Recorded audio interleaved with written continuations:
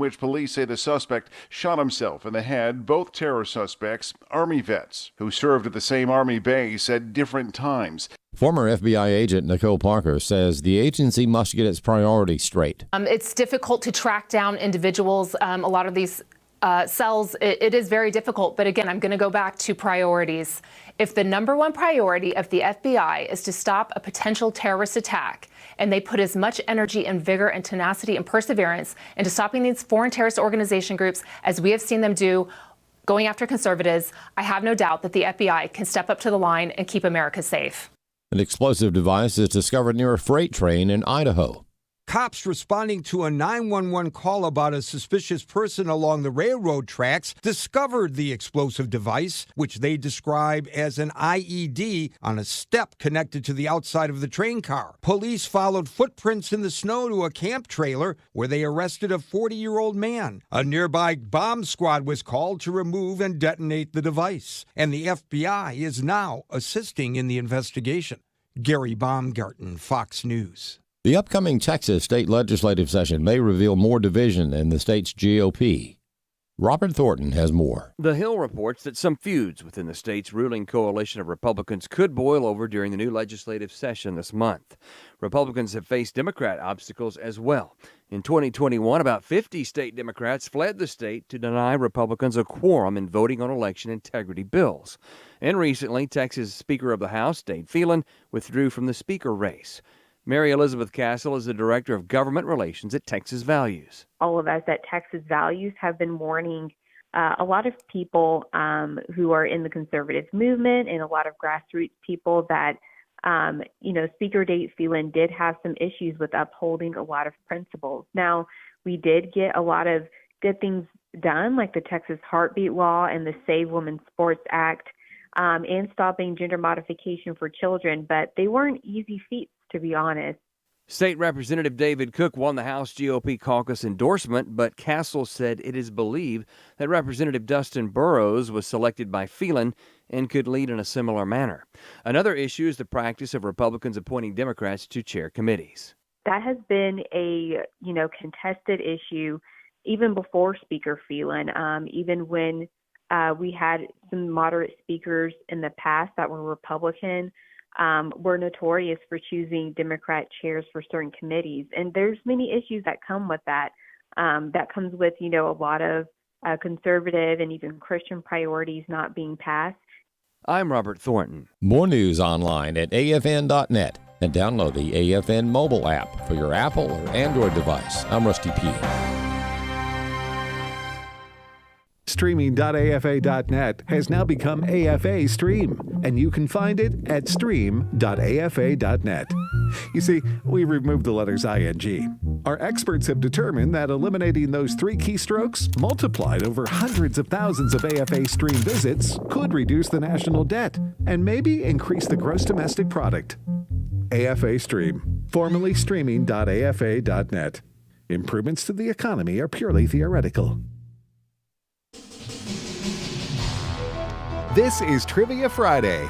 The number to call with your question or your answer to a question is 888-589-8840. Ahoy and good morning, esteemed professors. They can't take boats or something? I guess they could, but then they wouldn't be in a trivia question, though. That's true. That was Yosemite Sam. I think you got the wrong play, Ed.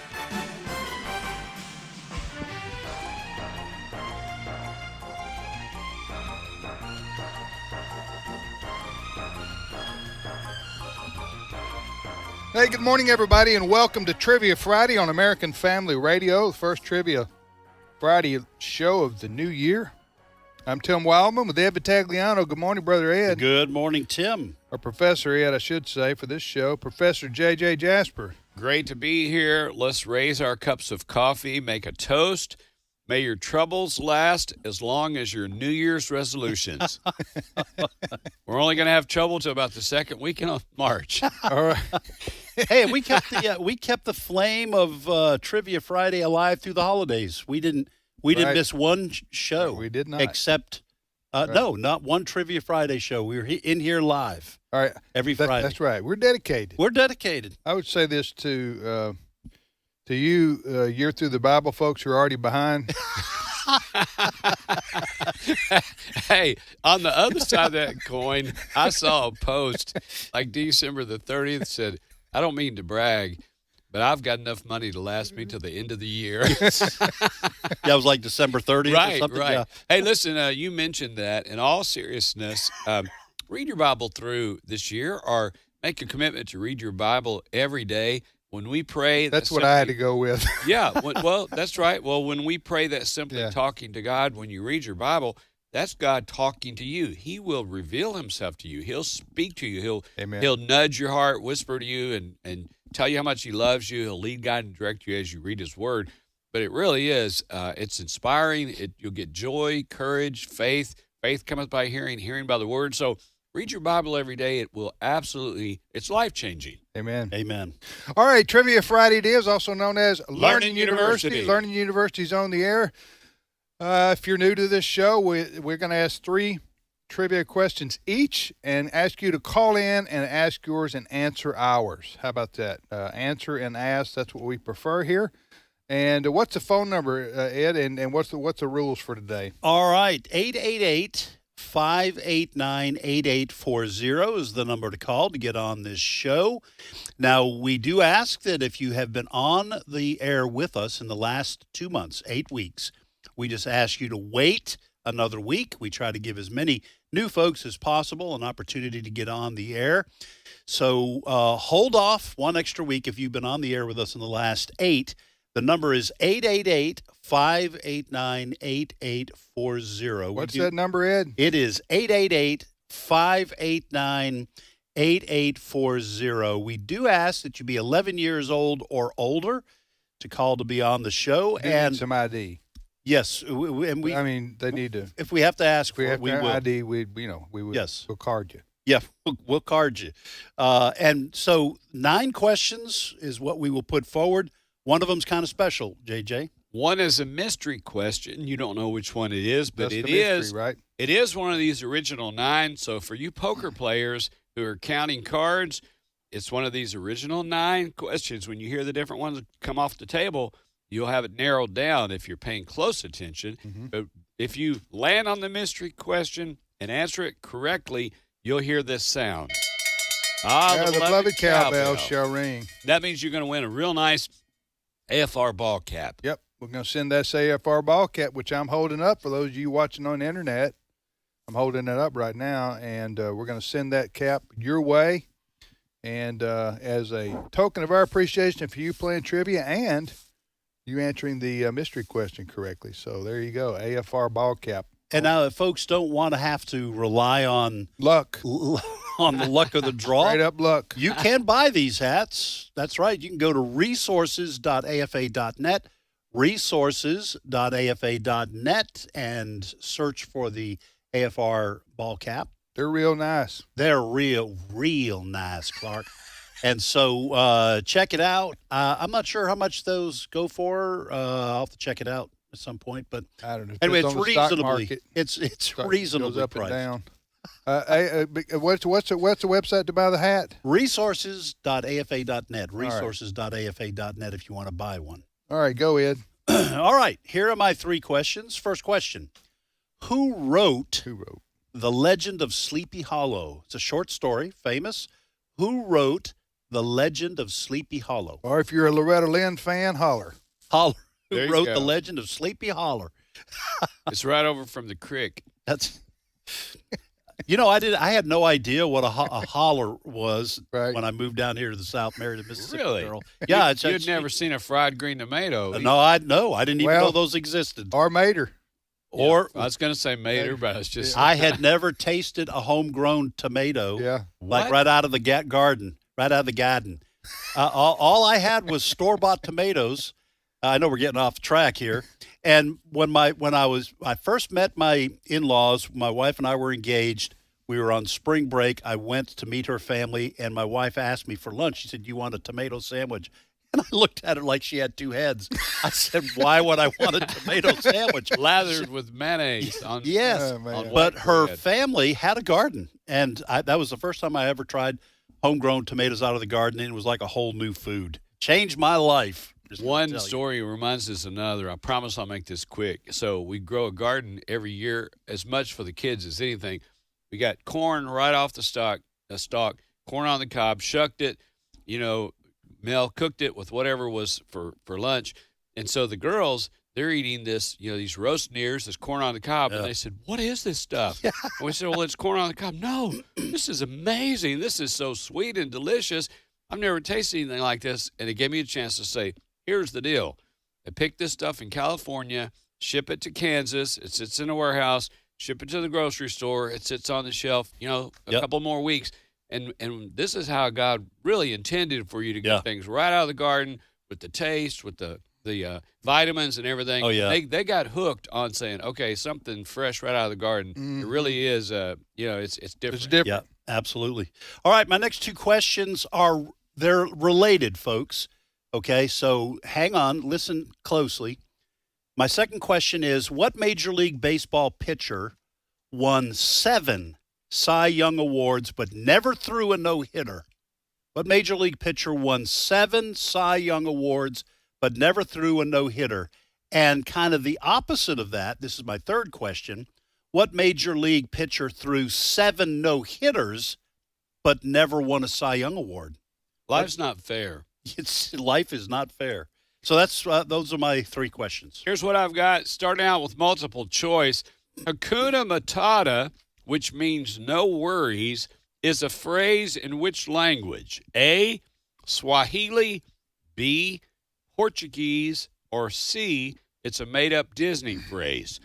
Hakuna Matata, which means no worries, you got the song kind of going in your head right now, but it's a phrase in which language? Swahili, Portuguese, or it's a made-up Disney phrase. Second question, what did sailors and pirates eat to prevent scurvy? What did sailors eat to prevent scurvy? Fresh corn on the cob, right out of the garden. Yeah, they had a little dirt back there on the poop deck, and they had some fresh tomatoes, corn growing. I didn't need that image, but you go ahead. Probably should have gone with a different part of on the stern. I know what you're talking about. I've studied enough history. Here's my true or false third question. Yeah. A chameleon's tongue is twice as long as his body. Is that true or false? A chameleon, like the little gecko or a lizard or whatever, the one that gets on something orange and turns orange, it gets on something blue, it turns blue. A chameleon's tongue is twice as long as his body. True or false? Man, I hate to get that thing tangled up, walking down the street. My wife owned a chameleon one time. I'm being serious. Really? Did you see it change colors? Did that really? It does, and it did.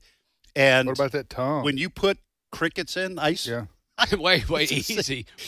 Yeah, I know. Well, I won't get too. Okay, when you get what? Now I'm interested in this. Yeah. What now? You got crickets and what? Ice cream with crickets, and so I would put them in there. I'd tell my wife, "Wait till I get home from work. I want to feed the chameleon." And that thing's both its eyes go in different directions. Yeah. And its eyes. I had an uncle like that. That's why you don't want to be born and raised too close to the nuclear plant. That's just one of many reasons. Or have a house under the power lines. They say what they want about them power lines. You got an uncle whose eyes go all jiggly. You don't know if he's looking over your shoulder or he's looking right at you, trying to carry on a conversation, going all willy-nilly.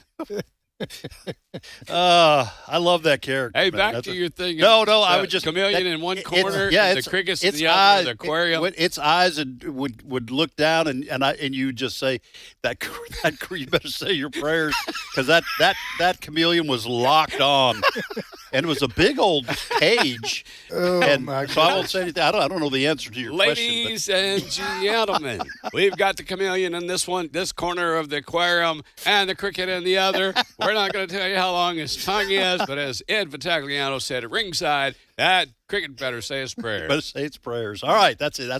That's all I got. That's for sure. JJ? Yeah, I just had mine. That Oh, you was did? my Okay, I'm third. sorry. All right, here are my 3 questions, and we'll get to the phones here. For 30 years, the Labrador Retriever was the number 1 dog in America, as far as For good reason. For good reason. I'm right there with you. Most popular, pet, whatever.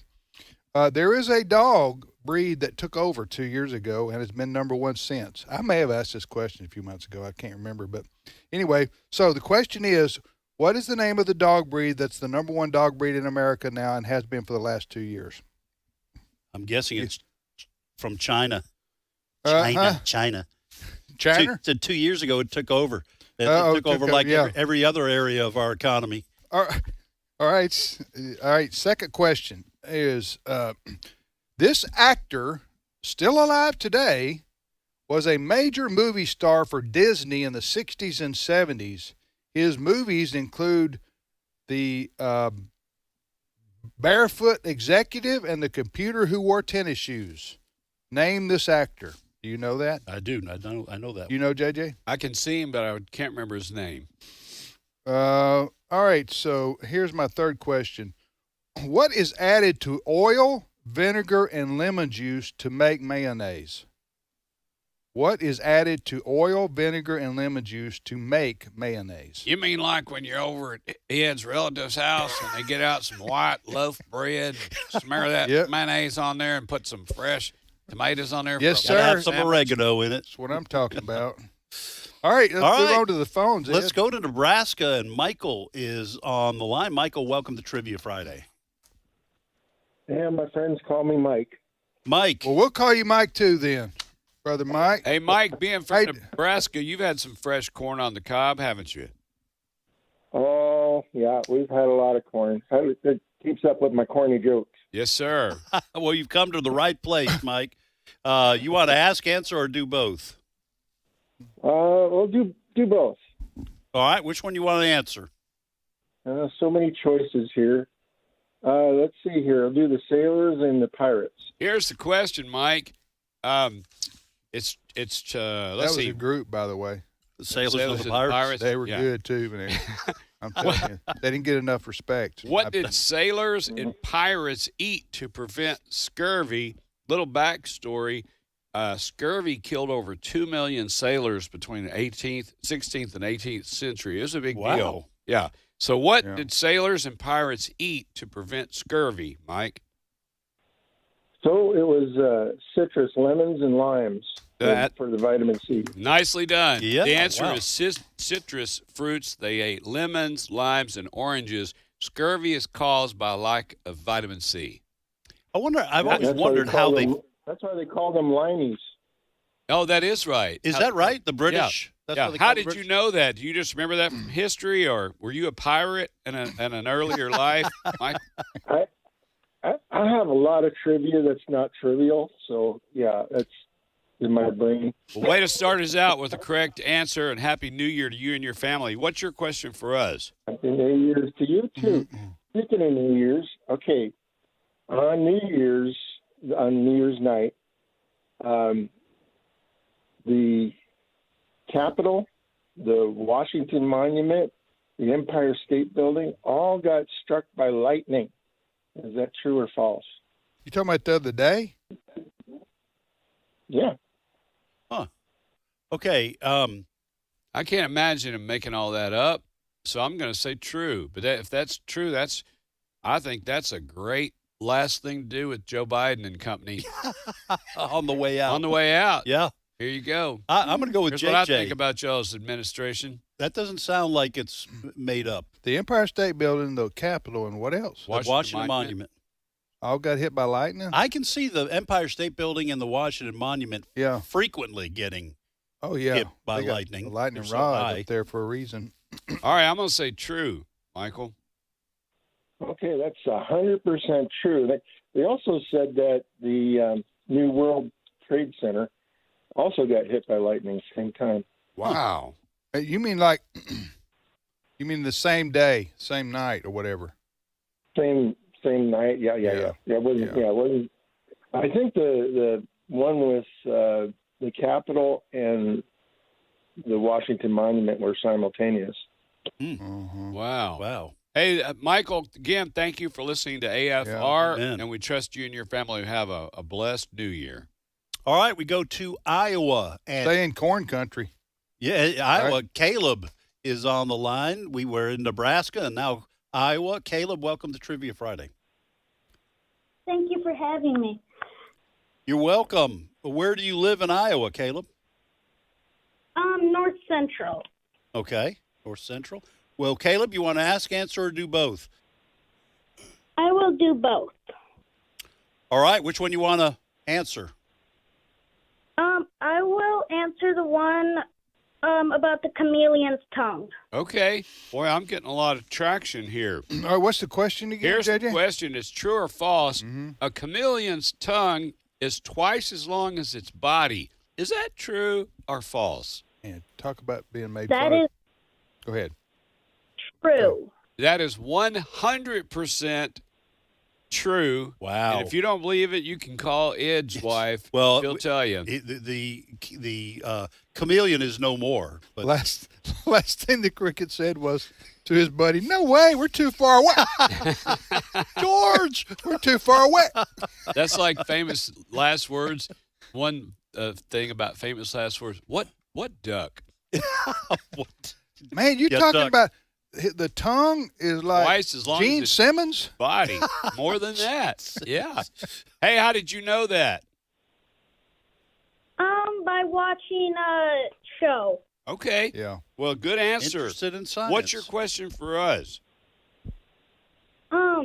In the first 5 years of their NFL career, what two quarterbacks have the most Super Bowl appearances? All right. Oh, in the first 5 years Of their career? Of their career. Who has the most Super Bowl appearances? So just go back on who had some of the most Super Bowl, like Brady, one of the Manning. Well, are you asking one? There's one answer, or how many? How many They're tied. there's two people tied. Well, he's Yes. okay. Two people Now, tied. How many All right. Elway? How many? What are some ones that are at the top? Okay, his was Tied. later on in his career, I think. I think now Joe Namath, I think was. Oh, that's a good answer. That was early Right. in his career. Yes. Let's stop just a minute. Okay. though. I don't mean to sound like a No, teacher here. It's okay. Joe Namath had one appearance. Right. Okay. Oh, that's all. That's all. Yes. So Okay, let's that's not go going to that's not going to be a consideration here. Okay. Okay. So Tom Brady is almost. He's got to be. He's got to be one of them. Yeah. Okay. Let's go. Is with Tom Brady one of them? Yes. Okay. Okay. All right. Tom Brady's got to Who be one else? of them. The other one would don't say anything, Caleb. The other one would have to be either Joe Montana, but I think he was later on in his career. Joe Montana, or Terry Bradshaw, Bradshaw's a good because they had first 5 years. The key is Or going to Roger- be how early. Roger Staubach. Staubach. Yeah. is another one. So pick one of those. We could pick one each, and then we'd win. No, we outcome would. based. Huh? Outcome based. No, it's just hedging your bet. Hey, Caleb, is the answer? I know this is cheating a little bit. Is the answer one of the three we mentioned there? No. Really? we- All right, you Second one better is- you better give us the answer. We've Jim Kelly may be the answer.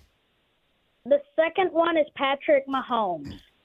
Oh. Didn't even think Didn't about think I it. didn't about think that of current. someone that current. Yeah. No. Yeah, so we got one of two, which is 50%. That's right. That's Yeah. good for baseball. It's an elf in if you're school, getting up but- to the plate. Hey, thanks, buddy. Caleb, that was a great question. It really That was. was. I don't think I've ever heard that question. Well, you don't think about. You're not thinking. You're just Yeah. thinking way Yeah. back in the past. I was thinking back when George Washington and his friends were getting together and playing some Crossing the Delaware. football. Hey, have a happy new year. Tell your family thank you for listening to AFR.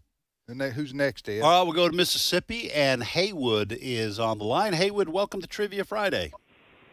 Well, Happy New Year, professors. Hey, Haywood. you. Thank you for calling. Good to hear from you. Happy New Year to you. Hey, Haywood, you want to ask, a- answer, or do both? I'd like to do both. All right, which one you want to try to answer? The mayonnaise. All right, the mayonnaise question is as follows, which Haywood's going to answer. So, what is added? What is added to oil, vinegar, and lemon juice to make mayonnaise? Haywood. That'd be egg whites. Yes. Oh, wow. Nice. I have egg yolks. Same thing, right? No.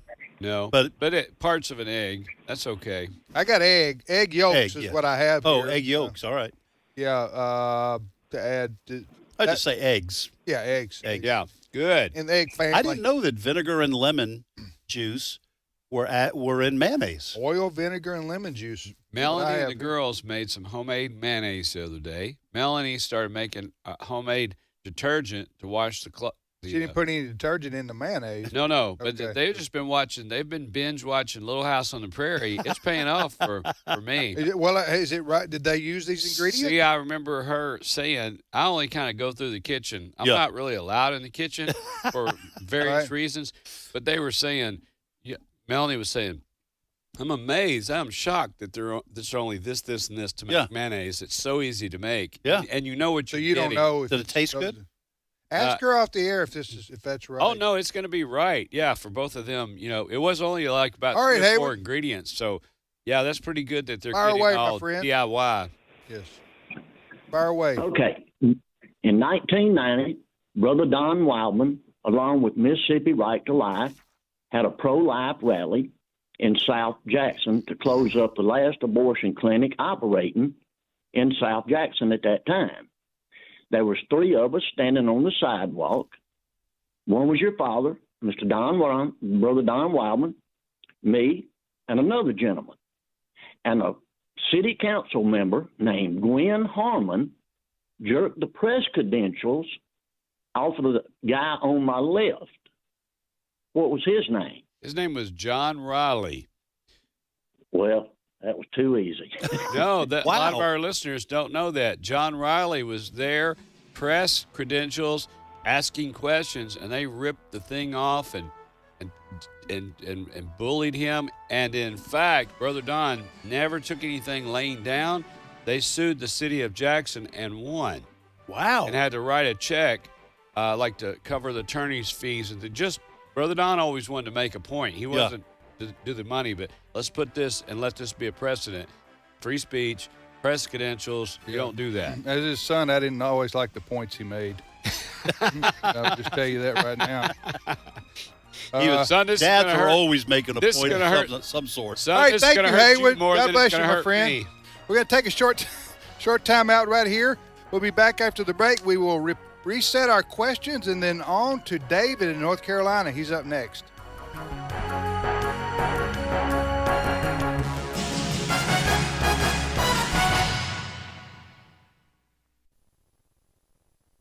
It's my turn. Here is your host for My Turn, Don Wildman. Once upon a time in the long, long ago, the eagle and the chicken were very good friends. Everywhere they went, these friends went together. It was not uncommon for people to look up and see the eagle and the chicken flying side by side through the air.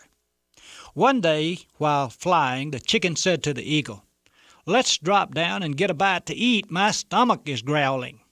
"Sounds like a good idea to me," replied the eagle. So the 2 birds glided down to earth, saw several animals eating, and decided to join them. They landed next to the cow. The cow was busy eating corn, but noticed that the eagle and the chicken were soon sitting on the ground next to her. "Welcome," said the cow. "Help yourself to this corn." Now this took the 2 birds by surprise. They were not accustomed to having other animals share their food quite so readily. "Why are you willing to share your corn with us?" asked the eagle. "Oh, we have plenty to eat here. Mr. Farmer gives us all we want," replied the cow. Well, the eagle and the chicken jumped right in and ate their fill. When they finished, the chicken asked more about the farmer. "Well," said the cow, "he grows all our food. We don't have to work for the food at all." "You mean," said the chicken, "that the farmer simply gives you all you want to eat and you don't have to work for it?" "That's right," said the cow. "Not only that, but he gives us shelter over our heads." Now the chicken and the eagle were shocked. They'd never heard such a thing. They had always had to search for food and work for shelter. When it came time to leave, the chicken and the eagle began to discuss the situation. Maybe we should just stay here, said the chicken. We can have all the food we want without working for it. And that barn over there sure beats those nests we have to continually be building. Besides, he said, I'm getting tired of always having to work for a living. Now the eagle replied, I don't know about all of this. It sounds too good to be true. I find it hard to believe that one can get something for nothing. Besides, I kind of like flying high and free through the air. And providing for food and shelter isn't so bad. In fact, I find it quite challenging. Well, the chicken thought it over and decided to stay where there was free food and shelter. But the eagle decided that he loved his freedom too much to give it up, and enjoyed the consistent challenge of making his own living. So, after saying goodbye to his friend the chicken, the eagle set sail for the wild blue yonder. Now, everything went fine for the chicken. He ate all he wanted. He never worked. He grew fat and lazy. But then one day he heard the farmer say to his wife that the preacher was coming to visit the next day and they should have fried chicken for dinner. Hearing that, the chicken decided it was time to leave.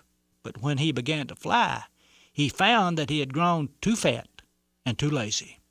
Instead of being able to fly, he could only flutter. So the next day the farmer's family and the preacher sat down to a meal of fried chicken. When you give up the challenges life has in pursuit of security, your ability to fly turns into a flutter. And that's the reason eagles fly and chickens flutter. This has been My Turn with Don Wildman, a production of the American Family Association. A bruised reed he will not break, and a smoldering wick he will not extinguish. He will faithfully bring forth justice. He will not grow weak or discouraged before he has established justice on the earth. In his law the islands will put their hope. Isaiah 42, 3 and 4. American Family Radio.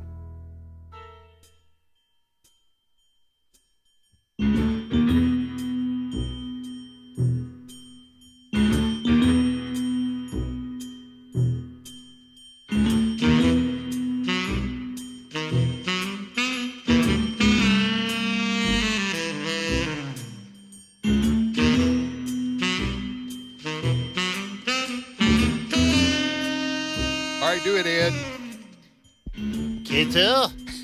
Kettle, you fool. Do you have a last songs for that Mickey? You know, I remember when we hired you, that was the thing that put you over the top right there. That's right. All those Ed, applicants. Well, he brought his resume and That's everything. right. We did an interview with Ed, and of course I knew him from our time together. And then he said, "Hey, I can do one more thing. I bet none of the other people applying for this job can do." And then Actually, the way it was is you said, I see here on your application that you're an inspector. And I said, Chief Inspector. Yes. Look, while we're there, I cannot believe I mentioned sailors and pirates, and I didn't get a reaction from you on the pirates. Oh. Not too late. Yeah, not too late after doing Inspector Clouseau. All right. So this Panther. Trivia Friday it is here on American Family Radio, also known as Learning University. Learning University is on the air. I'm Professor Tim with Professor Ed and Professor JJ. Great to be here. And we are going to repeat our questions that have gone unanswered. All right, here are my three questions. Question number 1, who wrote The Legend of Sleepy Hollow? Oh, yeah. Who wrote The Legend of Sleepy Hollow? Second question, what major league pitcher won 7 Cy Young Awards but never threw a no-hitter? And then the flip side of that, my third question, what major league pitcher threw 7 no-hitters but never won a Cy Young Award? So they're kind of the corollaries of each other, I guess. Here's what I've got. First question, Hakuna Matata, which means no worries, is a phrase in which language? Is it Swahili, Portuguese, or it's a made-up Disney phrase? A multiple choice question for you. Hakuna Matata, which means no worries. Is it Swahili, Portuguese, or it's just a made-up Disney phrase? I'll add 2 more Who wrote the novel Call of the Wild? Who wrote the novel classic Call of the Wild? Third question, what popular soft drink claims to contain 23 flavors? Which popular soft drink claims to contain 23 flavors? You mean 23 flavors in one drink? Yes, sir. Yeah, that's what gives it its snap, crackle, and pop. 23? How? I don't know. There's just so many questions there. How would you ever know? This is what makes Well, life the guys worth that are, living. They're guys that are putting it together. A little ingredient, a tad of cinnamon, a tad I of got lemon, you. a little Okay. drop of this, drop of that. A Kind unique of like flavor. making mayonnaise. Well, it's like Colonel Sanders' recipe. Nobody's going to know, because they don't have the key to the vault, right? To find out. They can't duplicate it. All right, here are my questions. I have 2 questions left here, and then I'll add another one if one of these gets answered. Now, the Labrador Retriever has been the number 1 American most popular dog breed for 30 years. Well, the last 2 years, there's been a dog rise up. This dog rose up, or rise up, however you want to say it. You can call it a coup if you want to. It was a dog coup. Yeah, it was. And this dog breed is now the number 1 dog breed in America and has been for the last 2 years. I want to know which dog breed I don't that know is. the answer to that. All right, and my second question is, this actor who's still alive today was a major movie star for Disney in the 60s and 70s. This is a baby boomer question. I'd like to throw one of those in because I are one. His movies included the Barefoot Executive and The Computer Who Wore Tennis Shoes. What was the name of this gentleman? As I say, it still is. He's still alive today. All right, Ed. All right, we go to North Carolina. North Carolina. And David is on the line. I see. David, Boy, welcome. You ain't no chicken hawk. Welcome to Trivia Friday. Thank you, and happy third day of 2025. Yes, sir, amen. David. Thank you, sir. Thank you, Happy brother. New Year. Hey, David, you want to ask, Thank answer, you. or do both? I want to answer and stump you with a riddle from my 8-year-old granddaughter. Oh, that sounds like all a right. good challenge. Try it, David. Try to stump us. I'm pretty I confident. was looking through some. Yeah. I got 3/3 of a brain right here. 1/3, 1/3, and 1/3. Go ahead. Go. I was looking through some secondhand books at a thrift store this week, and I think I know the answer to the Sleepy Hollow. All right, author David, here's the question. Who wrote The Legend of Sleepy Hollow? I believe, if I recall, it was Washington Irving. That is Wait. correct. Hey, it's a I mystery want question. you to look what happened for somebody, quote unquote, randomly perusing through some books at a thrift store, and who knew that was going to be the question on. Which leads to an AFR ball Yeah, cap. That's right. Congratulations. Happy New Year. You just won an AFR ball cap. I don't think this is coincidence. I don't either. Oh, no. I don't believe in coincidences. One size fits all, right? That's Yeah, right. that's right. Well, it's adjustable on the back. Yeah, so the answer is yes. Yeah, hey, way to go. David, if you got a big head, you can put it on. Or a small head, or maybe a granddaughter. Who knows who's going to wind up with this? I might give it to my granddaughter. There Is you that go. okay? Hey, listen, David, stay on the line so they can get your address where we can send that. And no kidding, congratulations. What's your riddle? Hey, by the way, let me just jump in for just a second. Washington Irving also wrote the short story Rip Van Winkle. Oh, so those are that two story huge of the classics. guy who slept for 30 years. So these were way back in the early 1800s and became famous, best-selling short stories. So a little bit of still known today. and Yeah, still known something. today. A little bit of Americana. The Legend of Sleepy Hollow, by the way, is we get the story of the Headless Horseman. Yeah. What happened to his head, by the way? Well, nobody knows, but it was turned into a fiery pumpkin. Here's the deal. There's a Bible story and a truth in the Bible tells us about every single occurrence and situation.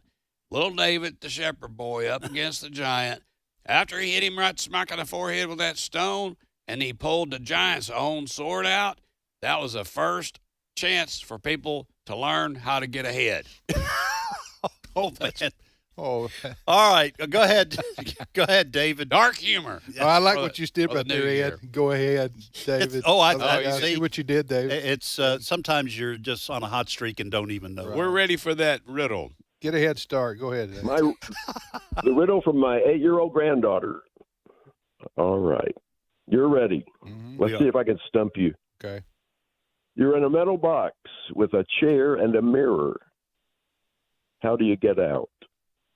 You're in a metal box. Metal box with a chair and a mirror. Okay, so this is not one of those things where you like open the door, right? Something that you're not thinking about. I mean, you're in a metal box. I'm going to go with you. I'm going to say open the door. Open the door and walk out? Just open the door. That's what, because it's a riddle, and he's expecting us to overthink it. Overthink it. Huh?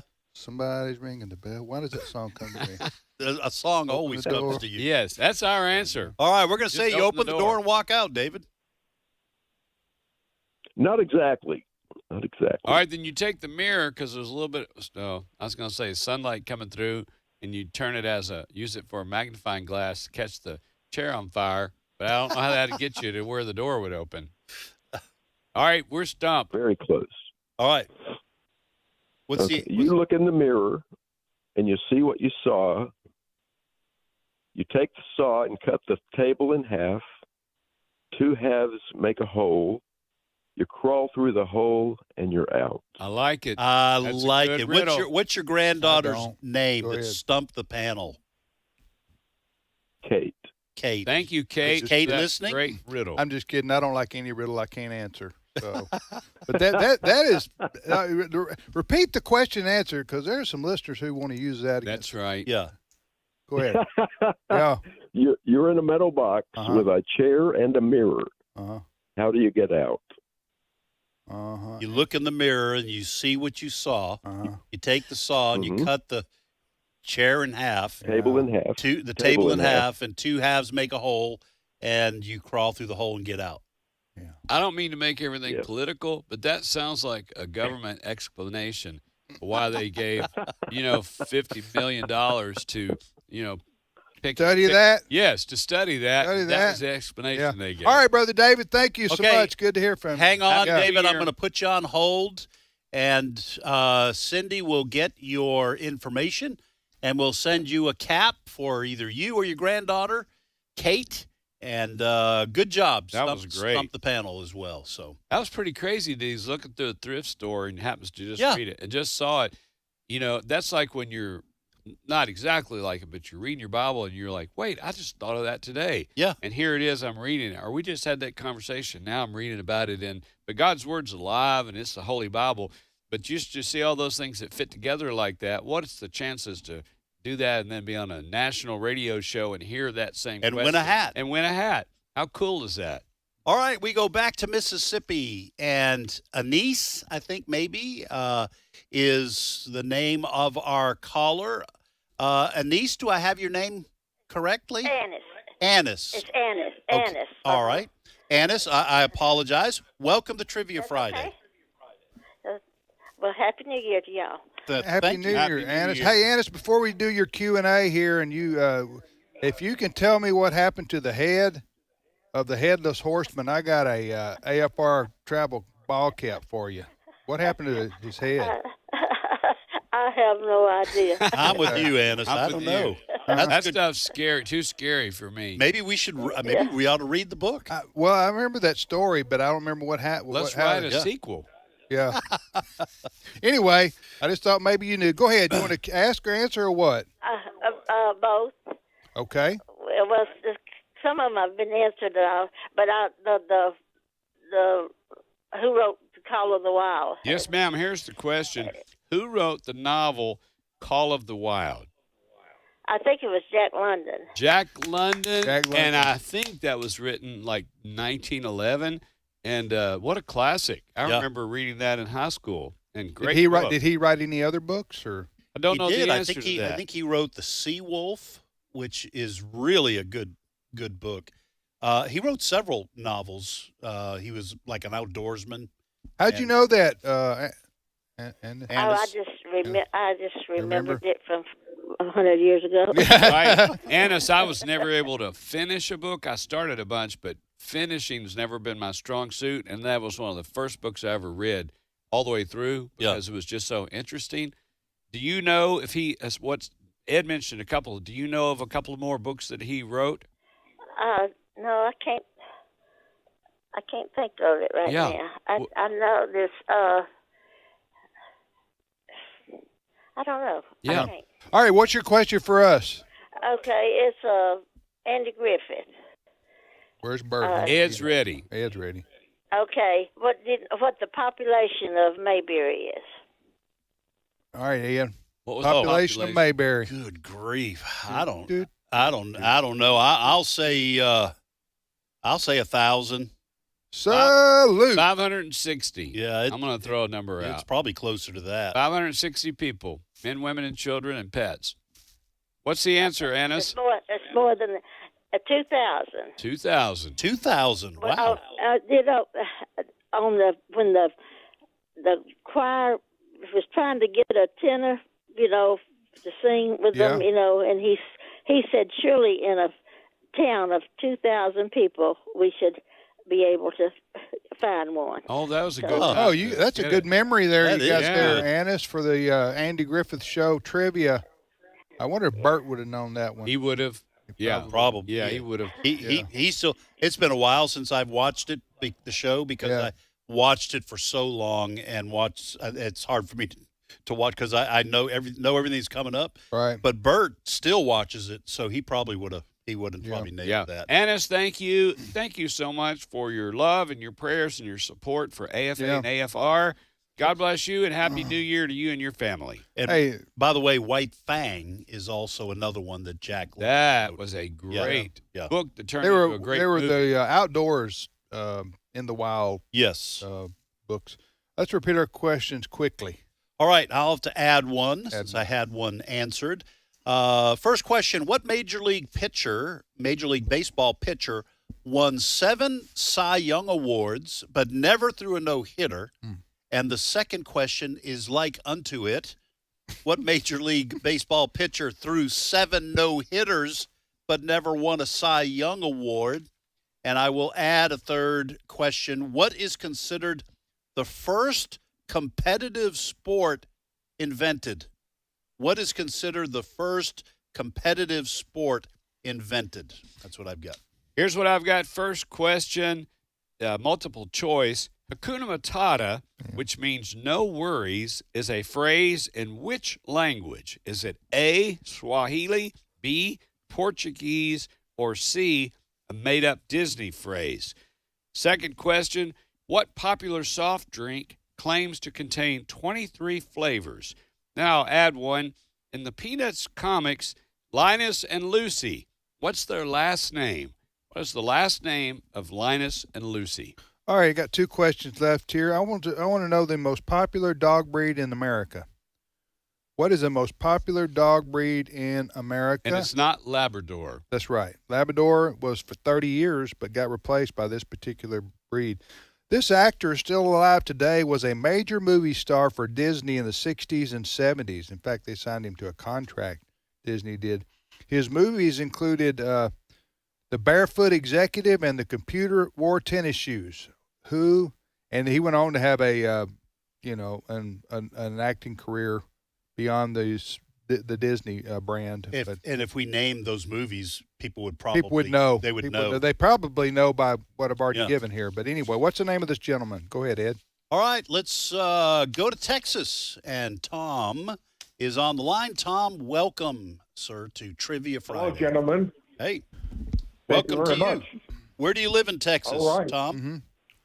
I live in a town called Frisco, which is a town north of Dallas. It's actually a fairly large city. Frisco. Well, howdy, Tom. Ask, answer, or do both? I'm going to do both. Which one do you want to answer? I'm going to go with the Akuma Matata. Here's the answer. Here's the question. Did he get it right? Hakuna Matata. Hakuna Matata. Say it again, Tom. Go ahead. We just want to make sure before you answer the question you get it right. Go ahead. Tom? Oh, you want me to say it again? Yeah, I do. Yeah. Hakuma Matata Okay, Hakuna Matata, which means no worries, is a phrase in which language? Is it Swahili, Portuguese, or it's a made-up Disney phrase? What's the answer, Tom? That would be Swahili.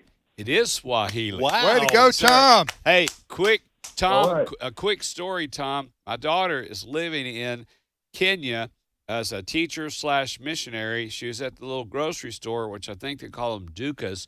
She bumped into somebody while she was looking at all these labels. She had no idea what she was looking at or even what the food was, the brand or anything. She bumped into this guy. Oh, I'm sorry. I'm so sorry. He said, Hakuna Matata. And she said, what'd you just say? He said, Hakuna Matata. It means no worries. Oh, I know what it means. She said, I just thought it was a made-up Disney thing. Like supercalifragilisticexpialidocious. Yes. And so I told her, I said, well, now you know. So if you're ever trying to communicate with somebody and get to an impasse, grab you a little lion cub, go to the edge of a cliff and hold it up and go, Savinia, because that probably means something too. That probably is all real language that they use. Yeah, I FaceTimed Maddie an hour ago, which is like 8 o'clock at night, and she was having a Swahili lesson with an older gentleman, and she introduced me to him. I said, hello, it's an older man. She is learning Swahili. So who knew that was a real phrase? Wow. It really does mean no worries. Hey, Tom, good job. By the way, did you know that? You just kind of guess or what? Well, I have 3 kids and 7 grandchildren. You kind of know that stuff. That's right. That's right. Yeah, you That's can how we sing the learn it. song. Hey, what's your question for us, Tom? Yeah. So what is the longest word in the dictionary, and what does it mean? Longest word in the dictionary? I think we've had this question had before. it. Yeah. But it's too long to remember. Too long to remember, and I don't remember the definition being, man. Now, we're not talking about like that made-up word the real word. It's a real word. No, it's a real. It's a medical word. It's yeah. for It sure. was. I You remember better it was go. a You medical. better go ahead and tell Yeah, us. I'll never remember that. Okay, so it's pneumono ultramicroscopic psilocovolcanoconosis, which is a situation where you have miners get it. It's quartz dust and silicone dust that gets in your lungs and pretty much stays there. It's an incurable type of disease for the people that do end up getting it. But how do you get that, Tom? The miner being down in the mines. Yeah. Mines. Well, what's your age? What's your age got to do with anything? If you're a minor, how does that Ed, we need, just wait till the break. Get out. We'll explain it to you during the break. How about that? Wow, good luck. So that's that is a minor prophets to him. We had that same conversation. So that's a serious. That is a serious lung disease right there. Because there's some things that you can't. Once it goes into your lungs, it doesn't come back Just up. like black lung Yeah. for the coal miners. That was Right. a real terrible for them. That's the longest word in the English language. In the dictionary. Longest word, yeah. I'm a respiratory therapist, so I have used this word a couple of times in my career. Well, it sounded like you knew how to pronounce it. Is it shorthand in any way, or is it? You always have to say the whole word. No, I've never heard it said any other way. Well, here's the deal. You Which say is you never interesting. have had it said, but I've started reading my Bible again this year. A couple of them old boys' names. Son of somebody and son of somebody come awful close to that. All right, Tom. Thank you to Tom. Yeah. there. Thank you, Brother Kids Tom. tights and Hey, I was just kidding around with Deputites. Tom and making him pronounce the word again because I can't pronounce it myself. Hakuna Matata. It's Hakuna Matata. Matata. I'm with you. I don't know if it starts with an A or H or Well, whatever, My Swahili. Well, just you say not- Matata, I say Matuta. That's right. It's, That's right. It's not really around here. Nobody's going to care. You go to Swahili land, though. That's right. She is in Kajabi, Kenya, and she's actually, like with the movie, she is right on the edge of the Pride land. She has camped there, seen zebra, giraffes surrounded their camp, and she was in a hammock, heard some jangling at the fire, some tin cups and all, and there were the baboons, hyenas. Oh, and she said they're dangerous. She said she was 10 feet away. And she was in a hammock, which I said, you were in a human burrito. If a lion had come up or something. Yeah. And we told her, don't do anything risky. Well, she was with a family, but she said, I will say the hyenas, they don't look anything like they do in the cartoons. So they got a thick chest and big, long, sharp teeth, and she said it was very, very scary. Yeah, they are. They are. No laughing matter. No, sometimes they are scavengers, but they're also pack hunters. Pack hunters. Yeah. I tried one as a pet one time. Right. Y'all missed no laughing No, matter. man, we kept that thing like 5 days, and I just said, we got to take this thing back. Take it back. That's smart. Take it back. Took Trade it it on a back, turtle. PetSmart, and I said, this animal is uncontrollable.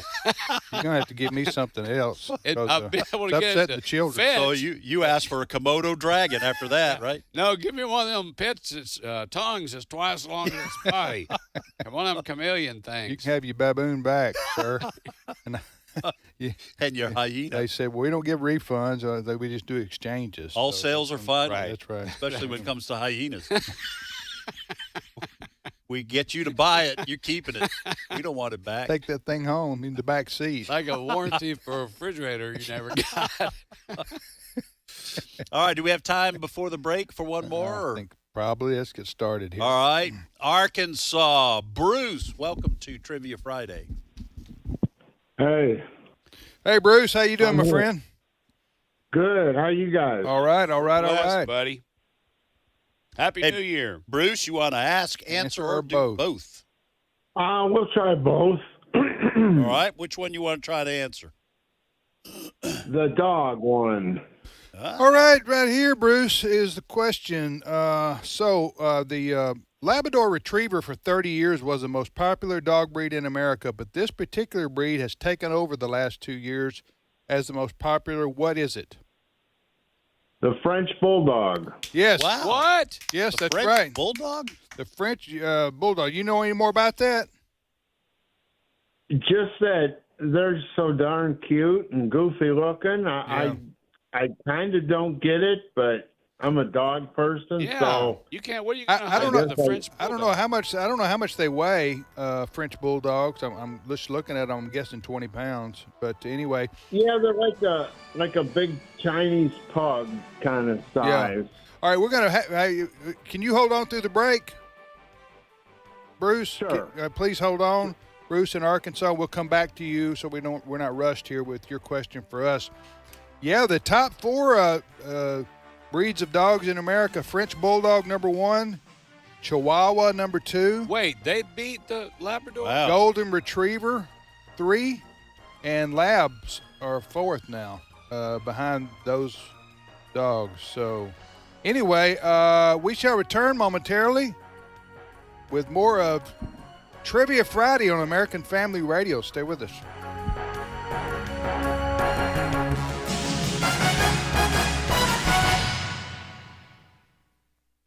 The views and opinions expressed in this broadcast may not necessarily reflect those of the American Family Association or American Family Radio.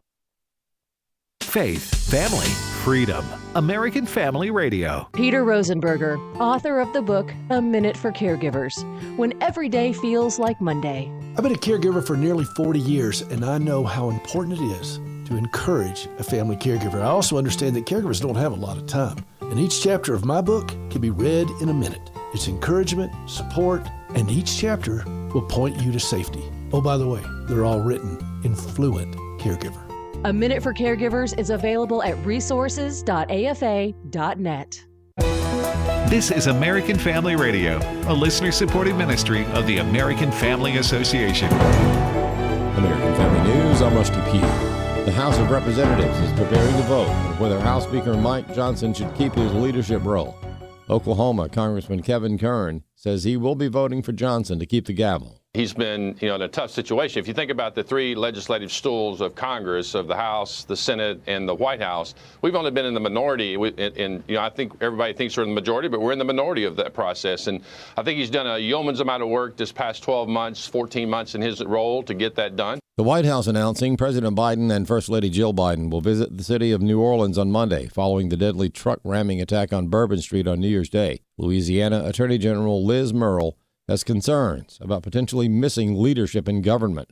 I'm still concerned that there is a void of leadership in Washington, D.C., and that affects everything all the way down. And so, that's going to be a problem that is going to continue until we get a new administration in place. So I'm really, really hoping that we're going to see a very quick transition. President Biden is blocking a $15 billion sale of U.S. steel to a Japanese corporation. Making good on a promise last year to prevent Japan's Nippon Steel from taking over U.S. Steel, President Biden officially blocked the deal, writing in a statement the proposed sale poses risk to national security in the U.S. supply chain. A federal panel that considers national security risk of foreign ownership failed to reach a consensus last month, setting up a 15-day deadline on a final decision. President Biden says it is important we maintain strong American steel companies powered by American steel workers. Nippon Steel had promised to keep the name U.S. Steel and maintain a headquarters in Pittsburgh. President-elect Trump also said he would block the sale. At the White House, Jared Halpern, Fox News. The Supreme Court is expected to rule this year on whether Tennessee's ban on the gender manipulation of minors can stand. Chris Woodward has another look at the case. You may not live in Tennessee, but the Supreme Court's ruling will impact the state where you live. AFA General Counsel Abraham Hamilton III. If the United States Supreme Court were to rule that the state of Tennessee could not protect its minors from gender mutilation surgeries and transgender chemical castrations, then it would follow no state would be able to do so.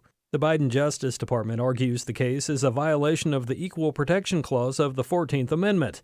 Hamilton disagrees. So do other critics, who often point out that states restrict people 17 and under from other activities like smoking or getting a tattoo. And you have a score of people who are now being described as detransitioners who've unfortunately undergone some of those permanent procedures, who are also ringing the alarm bell saying, don't allow children to do this. So when you weigh in the fact that there are all sorts of things that we don't allow minors to do in our country, you would think it should also include not allowing minors to permanently mutilate their bodies and eliminate their reproductive capacities going forward. Argument took place in December. A decision is expected in June, near the end of the Supreme Court's term. I'm Chris Woodward. A recent survey shows only 36% of American adults could pass a U.S. citizenship test. Former educator Janice Krause blames the wokeness that is taking over the nation's schools. Bob Kellogg reports.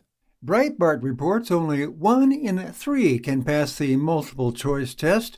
Krause thinks a huge part of the problem results from the liberal activist teachers in our school system teaching revisionist history. They're going to be the ones in those positions in the future.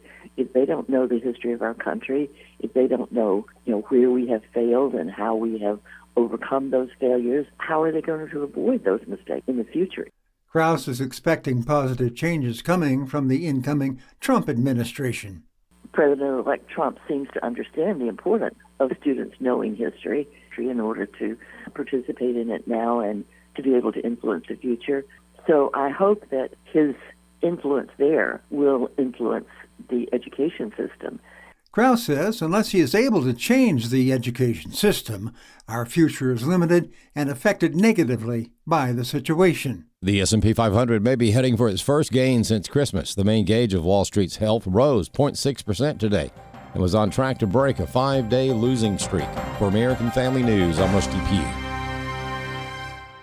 When Psalm 94 was written, God's people faced evildoers who killed even widows and orphans. Yet the psalmist wrote, "When my anxious thoughts multiply within me, your consolations delight my soul." Remembering who the Lord is often comforts troubled hearts. We can find great comfort in His past kindnesses, in Sunday's sermon, in good counsel, and in Scripture. For more encouragement, read Calming an Anxious Heart on thestand.net. This is Trivia Friday. The number to call with your question or your answer to a question is 888-589-8840. Now, back to more Trivia Friday. Hey, welcome back, everybody, to Trivia Friday on American Family Radio. Tim, Ed, and JJ, we thank you for listening. I hope you're having a good day on this Friday, January the 3rd. And we go back to Arkansas, where Bruce is on the phone with us. Bruce, you still there? I'm still here. Yeah, by the way, Bruce got the answer to the question correctly. The most popular dog breed in America for 2024 was the French Bulldog. And the French Bulldog has been the number one dog for the last 2 years, replacing the Labrador Retriever. The average, looks like to me, the average French Bulldog weighs between 17 and 24 pounds. So I was about right about that. And you're right. Let's see, Bruce. They are they're ugly cute, I guess you could say. You know what I'm saying? Yeah. They got a little. Oh, yeah. They got a unusual. Well, I better stop right there. Hey, what's your question for us? They're so ugly, only a French Bulldog would love them. Mama would love them. Yeah. Hey, what's your question for us? Well, I'm kicking around. Well, what would you guys prefer? Automotive, music, or American history? I would say automotive. These guys, I'll let them. Let's go decide. with They're smarter. music because Tim's good at that. Oh, that's right. Okay. Back in the 70s, according to the Guinness Book of World Records, who was the loudest live band? Okay, in the 70s. Yeah. Okay, don't It's not say going to be the Carpenters. don't- Let's just work our way backwards. Yeah, reverse engineering right there. All right, Bruce, don't say anything. Okay, we're going to talk amongst ourselves here. Okay, this precedes Heavy metal. This precedes the heavy metal, which came in basically in the 80s. Right. It's when I lost my hearing and. When you Anyway, what? I lost it. When what happened? Yeah, I'm just kidding. I didn't listen. I wasn't.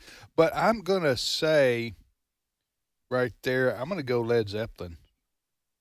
I don't guess you could go wrong with Led Yeah, that Zeppelin. sounds like. I'm not. Yeah. I mean, in the 70s. Yeah, let's say.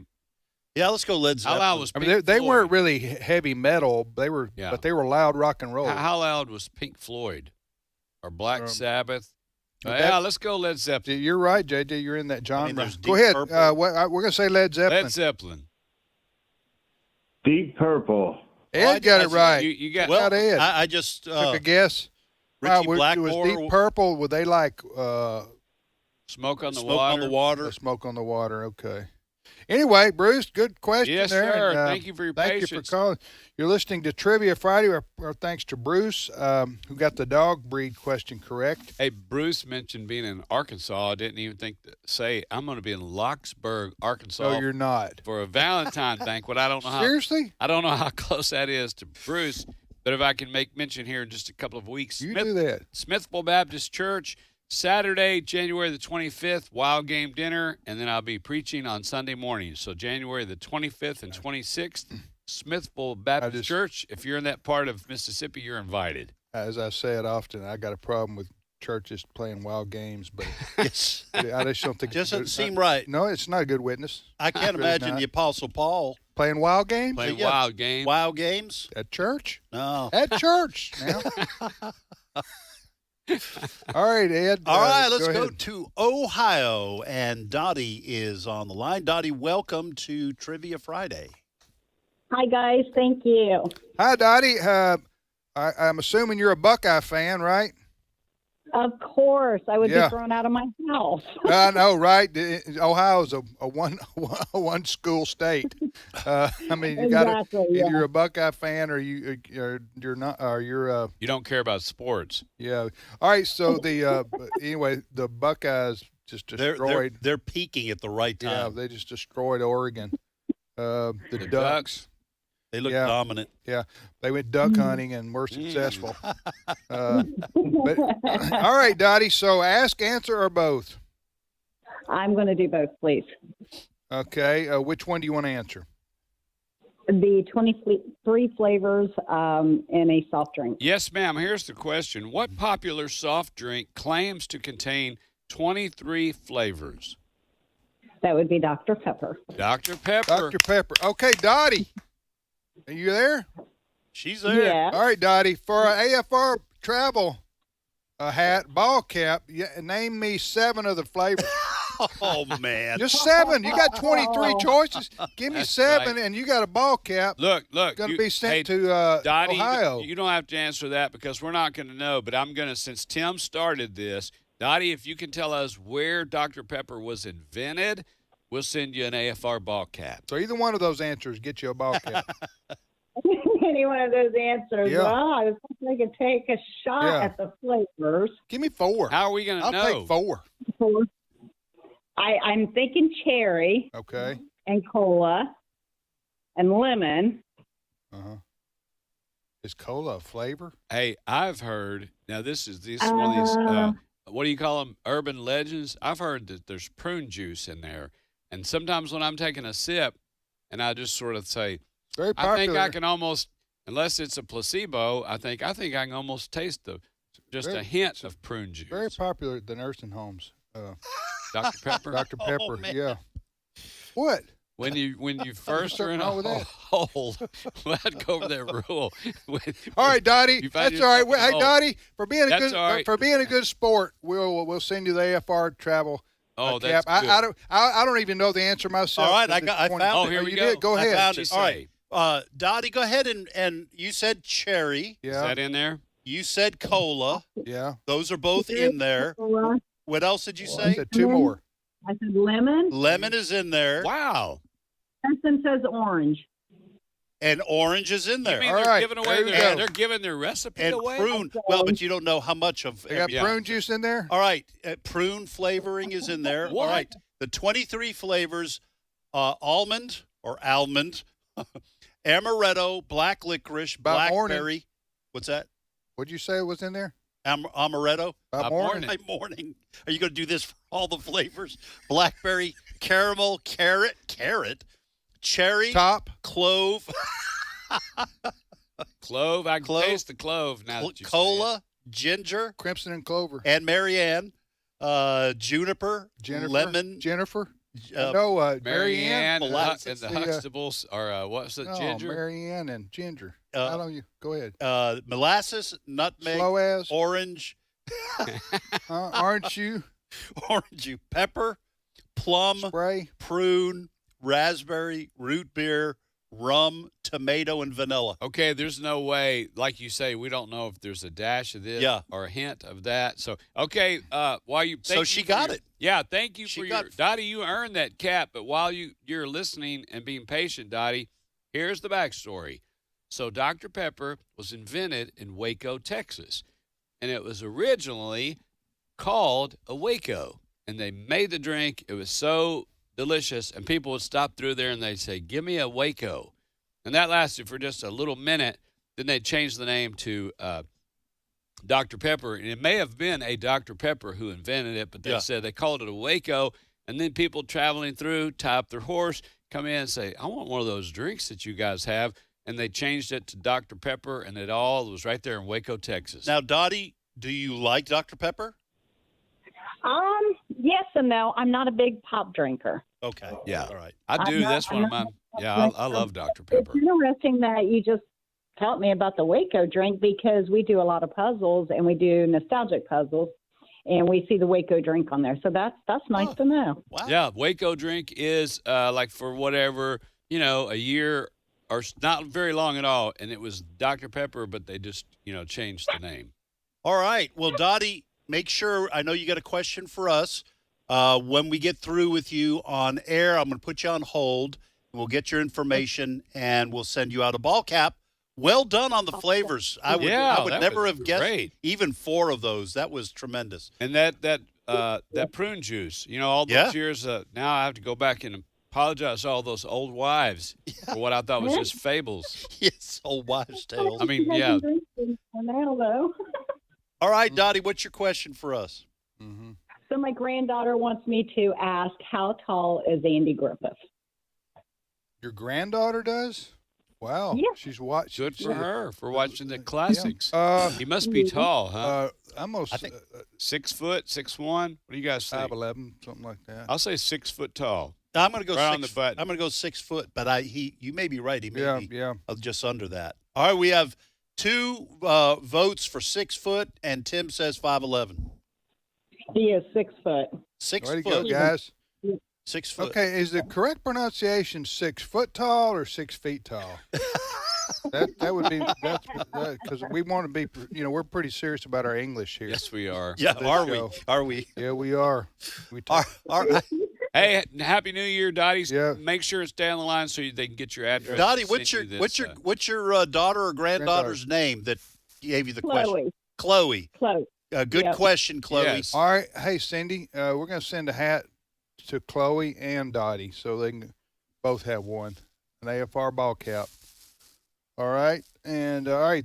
Thank you, Dottie from Ohio. Let's repeat our questions. And we didn't do that, right, this half hour? We didn't? I don't. For the last time today, we will repeat our questions. Go. All right. What major league pitcher won 7 Cy Young Awards but never threw a no-hitter? The flip side is what major league pitcher threw 7 no-hitters but never won a Cy Young Award? And that other question I have, I'm gonna hold that off till next week. Good. All right. I'm gonna be like Tim.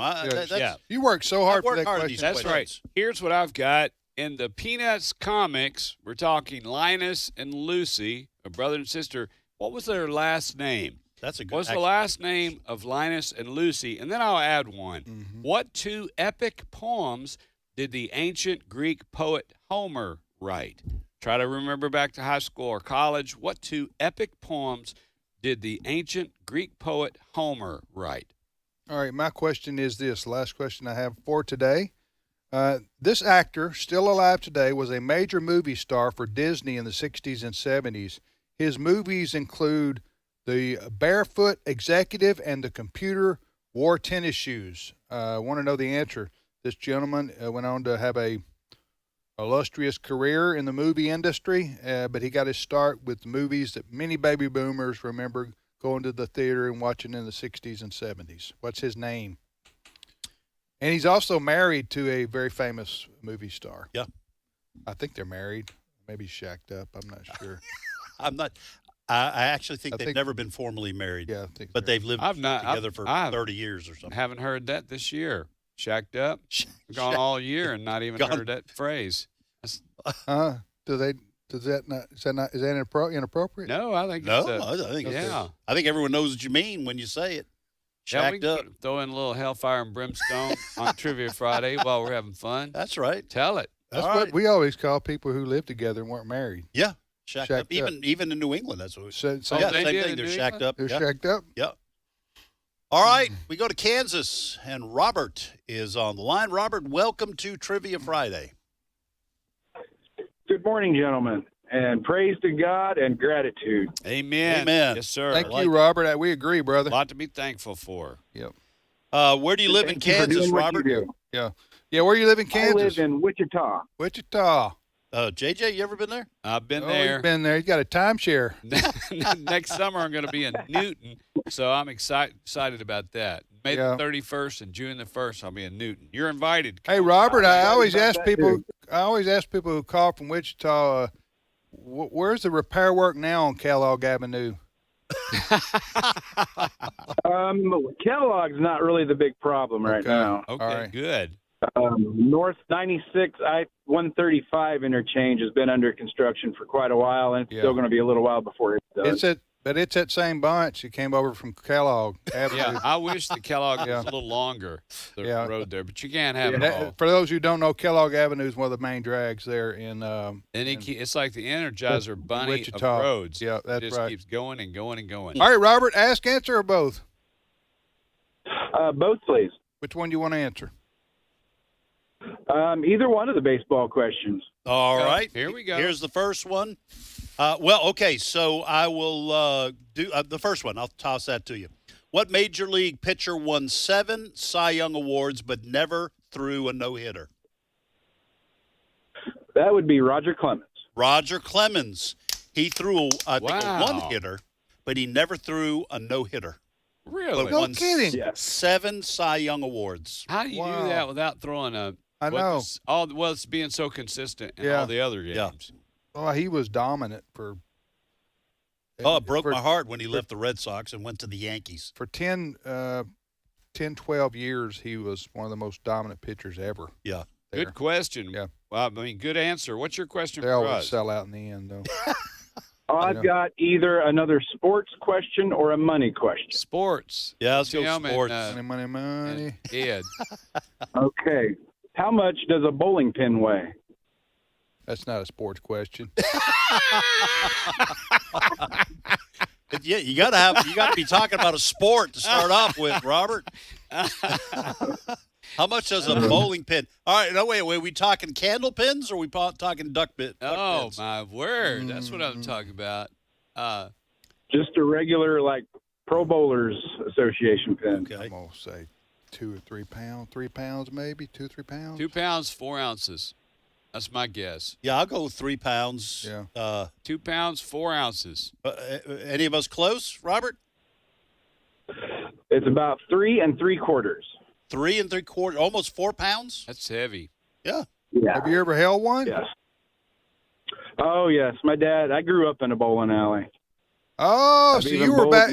You were Weber. Oh, you've held the Hall of Fame. Right. I got. Wow. You held a lot of them then. Were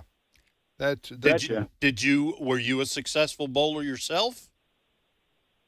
Not after high school. I kind of fell out of it. Let yourself go. How many 300 games did your dad ever get? 1 or 2?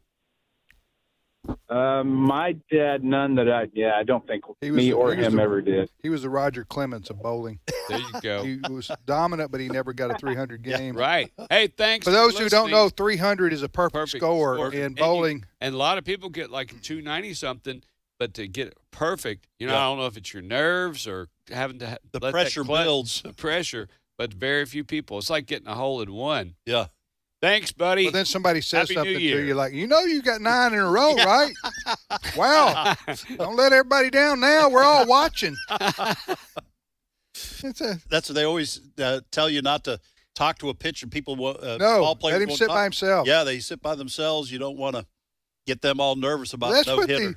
the other day, is he gone? Yeah, he asked. So the other day, and listen, I'm not, Texas and Arizona State played a classic, okay? Yeah.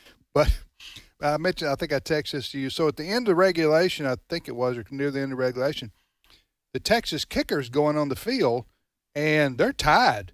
And this is for basically to win the ball game, okay? And the coach for Texas pulls the kicker, gets right in his face mask. It's just him, and talks to him for like 30 seconds. Like, this is all on you, buddy. Yeah. You can do it. The whole world's watching. Did you hear me? Are you checking? Are you? And the kid's just shaking his head. I'm going like, leave him alone. Did he make it? Or no, he missed it. Well, he of missed course he two. missed it. He missed 2. He missed 2, and he All never that misses. Got iced by his own coach. This guy never misses, and he missed 2. The Texas kicker, his name is Auburn. I think that's his name. He's red hair, curly hair. I mean, but Auburn. And to stop him on his way out. Yes. You don't do something like that when they're going to shoot a free throw. That's what the other team does. Yes. Let's call a timeout. So he was icing his own kicker. I was Yes. like, what are you doing, man? Anyway, Texas ended up winning the ball game, but that was I didn't understand that at all. Wow. All right, so here we go back to the phone. All right, we go to Oklahoma, and Andrew is on the line. Andrew, welcome to Trivia Friday. Yes, thank you. Hey, Andrew, you want to ask, answer, or do both? Answer. All right, which one you want to try to answer? The no-hitter. All right, here's the question, Andrew. What major league pitcher threw 7 no-hitters but never won a Cy Young Award?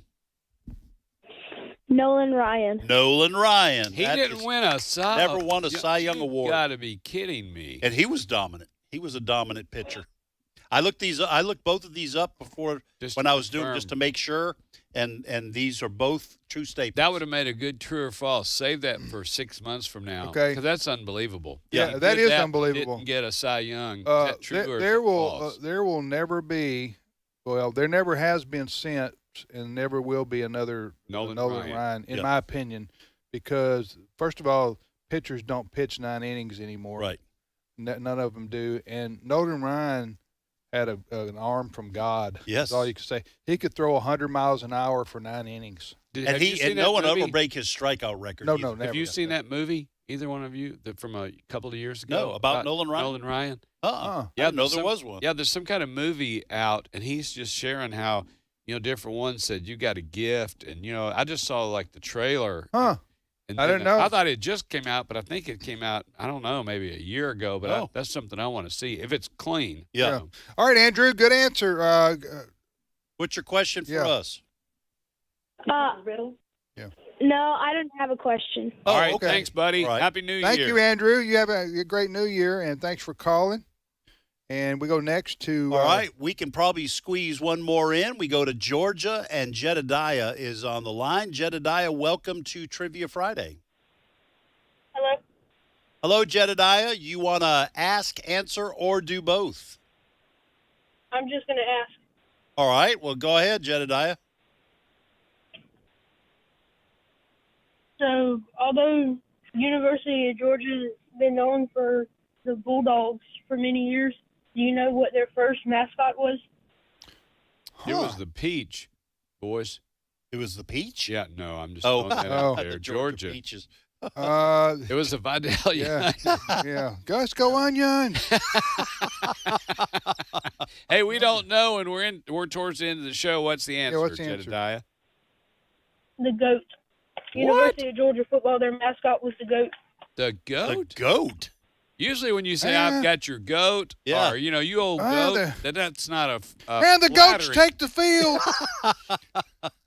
Now at least you say it's the greatest of all time. Yeah. Back in the day, it's tradition. Jedediah. You got your goat. So the University of Georgia, known as the Bulldogs, were first known as the goats. Or at least their mascot was the goat. The mascot was Hey, the that's goat. great, Thank buddy. you, Jedediah. Absolutely. Have a hey, great listen, weekend. we had another folks on the phone. We'll get you next week. Yeah. But, all right. I have no more questions. What two epic poems did the ancient Greek poet I'm Homer going to say write? the Iliad and Ulysses. Iliad and the Odyssey. Odyssey. Peanuts, Linus, and Lucy, what was their last name? I can't remember that. Van Pelt. Yeah. The Van Pelts? They came over with the Vikings. They were also one one of the loudest rock bands in the 70s. The Van Pelts. The Van Pelts. Yeah, I was at their concert. Everybody was holding up a Bic lighter. Yeah, they were also in The Sound of Music. Yes, remember them? The Van Pelts. The Van Pelt family? I think it was the Van Pelts. The Hills were alive. All right, the actor still alive today who was a major movie star for Disney in the 60s and 70s. His movies included The Barefoot Executive and The Computer Wore Tennis Shoes. Who am I talking about? Also known for Tombstone. Yes. The second Guardians of the Galaxy movie, Kurt Russell. Kurt Russell. Yeah. And his name is not K-I-R-K. K-U-R-T. Yeah. K-U-R-T. Kurt Russell. And Goldie Hawn is his significant other. Yeah. She was a pretty well-known actress as well. Anyway, so there you go. Kurt Russell is the actor I was looking for. Guys, I mentioned this, but in case somebody missed it, I'm going to be at Smithville Baptist Church in a couple of weeks. Saturday, January the 25th, Wild Game Supper. Preaching Sunday morning on Sunday the 26th. Smithville Baptist Church in Smithville, Mississippi. Have a great weekend, everybody. We'll see you back here on Monday.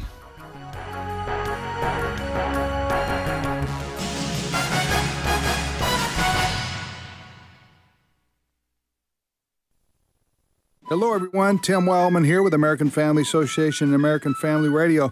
Hey, our tours for 2025, our spiritual heritage tours of Washington, D.C. and Williamsburg and Boston, they're filling up.